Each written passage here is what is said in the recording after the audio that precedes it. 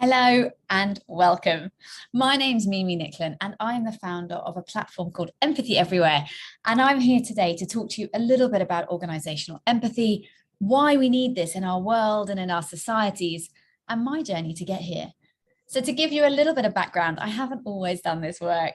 I've been in marketing and advertising agencies for the last 15 years all around the world. And when I faced the pandemic in 2020, I felt a real need to start communicating and writing about empathy, a skill set I had been using in all of my leadership life, and how that might help us elevate, move, shift our world in the years ahead. I never planned to become an author. In fact, I never planned to build this platform. But the way the journey has continued has allowed me today to speak to people just like you about why we need more understanding in society, between us, and of course, in our businesses.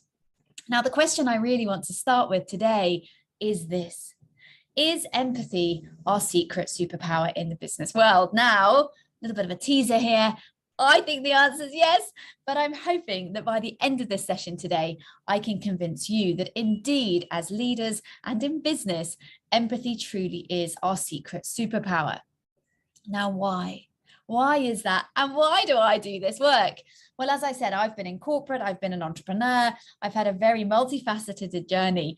And I believe that the more the world talks about empathy, the more empathy the world will have. So whilst I have a day job, I'm the CEO of an advertising agency, I spend most of my free time talking to people just like you, to organizations like yours, about why we need empathy. Empathy is a deeply evolutionary skill set. We're all born with it. None of you have more or less than anyone else, and yet we are underutilizing it in our workplaces. This critical skill that makes us human is facing a deficit. And today I'm going to talk a little bit more about that. But the reason I get up every day to do this work, to join you today, to speak to businesses like yours, is because I truly believe that the more we have this conversation with each other as leaders, with HR teams, with our staff, with our employees, the more empathy we can create. And there are no business indicators, literally none, that don't improve when we see more empathy in the workplace. So let me tell you a little bit more. Now, this all began in 2006 when President Obama, before he was president, stood up and he addressed his audience and he said, I know there's a lot of talk about our federal deficit, but I actually think we should be talking about our empathy deficit. Now, that was 16 years ago, and us humans being humans, we've done very little about it. Pace of life, speed of change, we're all around the world, we're all very busy, and we have done very little to face this empathy deficit, to recognize it, or to stop it in its tracks. So for all of those years, we have been increasing the decline of this critical skill set. Now, as I said, this is a skill set that makes us human. Empathy is our ability to connect as human beings. We can't build a table, let alone an organization, if we don't understand each other. And yet, over the last 30 years, we have seen nearly 50% of this critical human skill set drop out of society. So when we look at data over 3 decades, we see nearly half of our empathy has declined. And we see the impacts of that all around us all the time.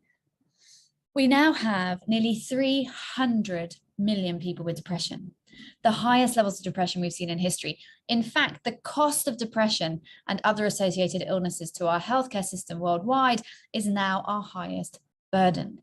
We have a crisis in burnout. We have the highest levels of burnout we've ever had, and we have a loneliness endemic. So whilst we're still facing a health pandemic around the world, the loneliness endemic is actually far wider reaching and deeper touching to our society at whole. It is creating problems across all areas of our work. So we have this deficit, this empathy deficit all over the world. Now, when I discovered this space, I hadn't, as I mentioned at the beginning, I hadn't been in the empathy space my entire career.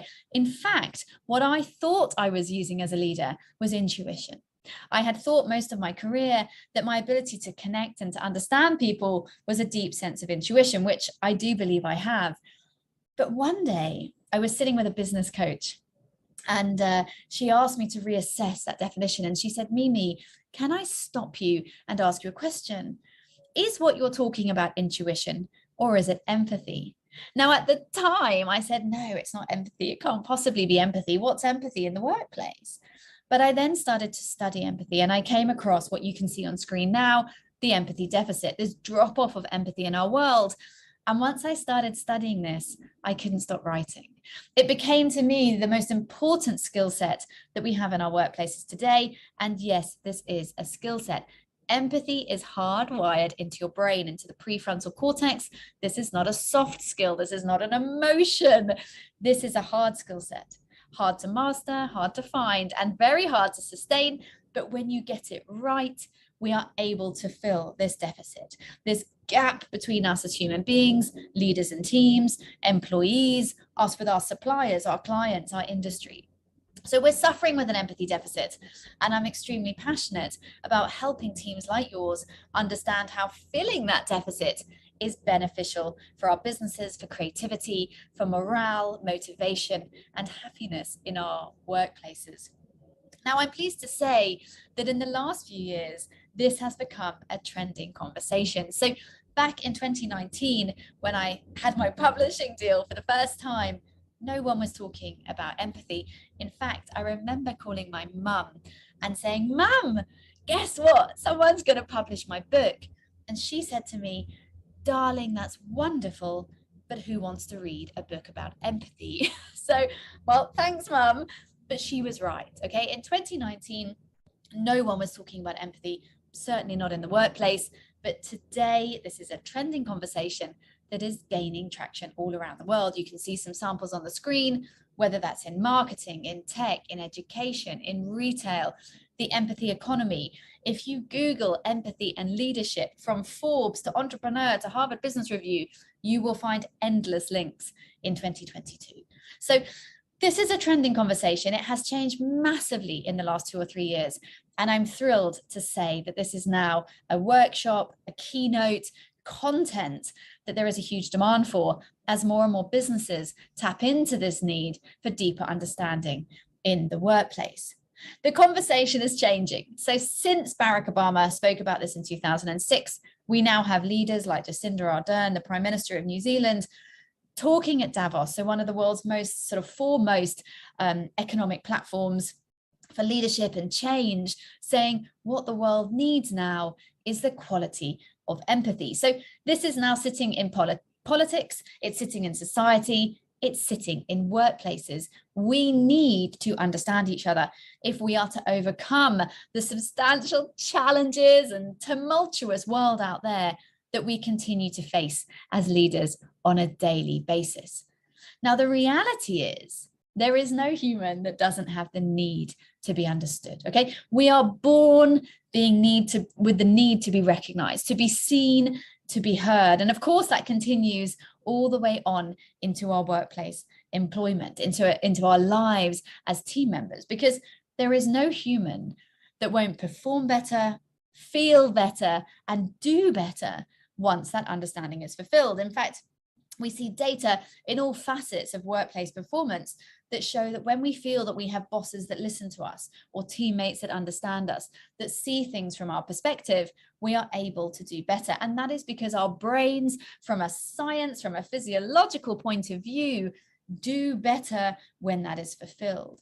As human beings, when we feel seen and heard and understood, our brains are able to work at full capacity. So we see areas such as creativity, strategy, innovation, teamwork, communication all go up because this need for understanding is fulfilled. And I do many workshops around that physiological reality for our employees. So what is it? What is empathy? You've probably all got an idea of what you think it is, and all of those definitions are, needless to say, have grounding and are correct. But for the sake of this workshop today, what is empathy? Fundamentally, we're talking about the ability to recognize or respond to the reality of someone else. You're able to see their viewpoint. You're able to see why they are performing, behaving, or saying what they are. So if you've got a very grumpy email from someone today, or a very aggressive energy in a meeting, Why is that? What do they experience? How are they seeing the world around us? Perhaps it's a supplier who wants to end a relationship or wants to reduce your fees by 10%. Empathy is your ability to see the world from their perspective and therefore communicate, connect, build relationships more efficiently because of it. This is a corporate skill set. We're not born with a fixed amount of it. It is a competence we can master. Hence, I do the work that I do, teaching, training, and inspiring workshops and teams as to how they can have more understanding and therefore do better in their businesses because of that understanding. It is a workplace currency. As I touched on earlier, this is connected to the performance of your brain. And of course, our cognitive abilities matter hugely. That's why you have the job you do, right? People hire you for the skill sets that you have. But how we deal with each other, our ability to connect with us, our audiences, our consumers, that is the key to sustainable excellence and performance. However great your skill sets are, if you're not able to connect with people, you are not able to sustainably continue that service, that skill set, that offering. You're not able to sell, you're not able to build loyalty. In reality, in the business world, empathy is the force that moves our brands and our businesses to innovate towards market factors, to respond to your audience. How are you ever going to create products for people if you don't understand them? How are you able to tailor new contracts or solutions for your partners or clients if you don't know what they're looking for? So empathy is a force. It is momentum. It is your data set that allows you to understand those areas much more efficiently and effectively. Fundamentally, empathy makes us money from tapping into our shared humanity. It recognizes that we are all far more alike than we are different. Whatever specialisms, departments, or areas you come from, at the core of it, we're all human beings. And our ability to understand that allows us to capitalize on that in a very positive way that builds our businesses whilst protecting human beings. I talk a lot about balancing humanism with capitalism. How do you bring them together to equally serve those two entities? The final piece of this is that it also makes us happier. And who doesn't want to be happier in the workplace? This is probably my favorite piece of data, because in our brains, through an evolutionary process, when we've looked at MRI scanning, so we scanned the brain, what we know is that when we empathize, when we are using empathy, or when we're sensing empathy, the parts of our brain that light up also impact the parts of our brains that light up our happiness, our joy neurons in our brain. Because as human beings, we knew so deeply that the importance of empathy for the human race to thrive and not just survive, but to connect and grow together, it's so critical to us. We also evolved in a way that made it feel good, to ensure that we are equally building in those two areas. We know that our emotional system is inextricably linked with our cognitive function. The reality is you cannot do brilliantly if the two aren't connected. This is humanity's data set. Without feeling seen, feeling heard, feeling able to communicate with each other, we can't do our jobs. We cannot perform to peak levels if we don't have that understanding in place. This is your data set to understand each other, your business, and the people you work with. It is your competitive edge, particularly in a connected hybrid world where we have team members all over the world working on screens, working across cultures, languages, time zones. I know this because I run a predominantly virtual advertising agency, and people ask me all the time, how are you doing this? How are you creating teams and creative work and insight? The answer is empathy, is our ability to understand each other, to balance our people beyond our profit. And that doesn't mean instead of profit or more important than profit, but simply beyond, to say we can earn our profits, but we can do that in a way that builds our people and our culture at the same time. Now, what do we know about the data out there in the world that makes this so relevant? First of all, 43% of the workforce is considering leaving their jobs in the coming year. I'm sure you've all heard about the Great Resignation. People are leaving work without the length of thinking and the panic that they once used to have. They're looking to go and fulfill themselves out there in the world. And of course, the pandemic has massively shifted our mindset around that. So we have nearly half of our workforce considering leaving. Why are they doing that? What are they not finding in their workplaces?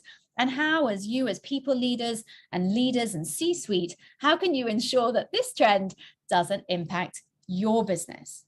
Well, 77% of people are willing to work more hours, perform better, dedicate more for a more empathetic workplace. So nearly 80% of all employees are saying they would be in the office more, want to stay, want to be part of it, if empathy is higher, if they feel valued and understood. So you can begin to see the data pattern here. People are leaving, and yet there is an even higher percentage willing to stay if they see that empathy increase. 60%, this is unbelievable, would accept a reduced salary for more empathy at work. So we hear more and more that it's not just about money and the old sort of benefit packages that used to inspire people. 60% of people are saying, actually, I'd rather have less money and a more empathetic workplace where I feel valued and seen and heard, and that would change how I assess my role going forwards or new jobs out there in the marketplace.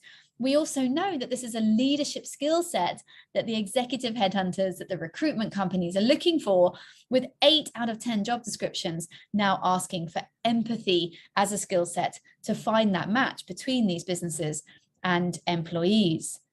79%, so another nearly 80% of people would leave their role, their industry, or their experience for more empathy at work. That means that people are willing to leave everything they know, everything, their whole experience set, their category, their industry. They're willing to leave everything behind to find more empathy, to feel more human, to feel more understood. And again, tapping into that first stat of nearly 50% of people willing to leave their job or looking to leave their job in the year ahead. People are demanding this. This is no longer a nice to have. This is a critical business skill set if we are to sustain and build our businesses. So what are some of the key reasons beyond those that I've already shared to really build this in your business? What is the ROI of empathy, the return on investment of empathy? The first would be deeper connectivity and relevance with your consumers or clients, your marketplace, the ability to understand them, the ability to stay relevant, to have messages they resonate with, even to write better emails, right? The ability to understand who you're speaking to and talk to them in a way, offer them products or services in a way that actually means something to them. The second, I touched a little bit on earlier, is improve creativity. If you want people to have out-of-the-box solutions, innovation, creative thinking, new ways to solve problems, you need to increase your empathy. Again, this goes back to neuroscience and the ability for the brain to perform at its peak. You will have heightened ability to sell ideas and receive feedback. So if you're a business in sales, or you pitch, or you need to convince people to buy your work, your ideas, or your services, you're going to find that improved when there's higher levels of empathy with each other, with your audience, with your clients. Equally, receiving feedback, the ability for people to hear your feedback, the ability to offer feedback improves when there's shared connection between people. Increased product and digital innovation. Again, for similar reasons as creativity, when we see high levels of self-censorship in a workplace, which is always high in sort of cold or disconnected workplaces, you see very low levels of innovation, because when people are self-censoring, they're not sharing thought, they're not sharing their true opinions, they're not open to ideas. When we see self-censorship decline, because empathy is high, because people feel that they can speak and share and be open, we see product and digital innovation increase, more thinking outside the box, more ideation and speed for change. We see increased motivation and performance within teams. I think I've touched on that today. People feel connected. They feel that they want to work harder, longer hours. They want to stay parts of teams. We see loyalty go up. We see length of tenure go up, resignations reducing, sick days and absenteeism reducing. So there are all kinds of human capital indicators that improve when empathy is high. And finally, improved emotional and mental wellness in the workplace. So as I mentioned at the beginning, we have a mental health crisis in our workplaces. When there are higher levels of empathy, we have higher ability to manage, control, improve these areas for our teams, make our workplaces more psychologically safe, make people feel happier, more comfortable, more motivated in the workplace, make conversations about these areas easier to have and more open. So wherever you look across the spectrum of business performance and key performance indicators, when empathy is high, the business improves, the people improve, our innovation and creativity improves, business improves when higher levels of empathy are in place. Now, why does this matter? Beyond everything I've already said, beyond your business growing and your people being happier and longer lengths of stay in the business and all of those wonderful things, it matters because these are values that matter. Okay, these are values that we developed as humankind.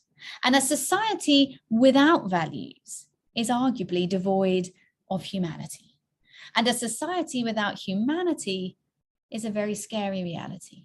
And I would argue that today, when you put on the news, you put on CNN or whatever you're watching, we're seeing this all the time. Societies with a lack of humanity, with a lack of respect to understanding for different areas of our communities, for areas of bullying or cyber issues or violence or aggression or disconnect.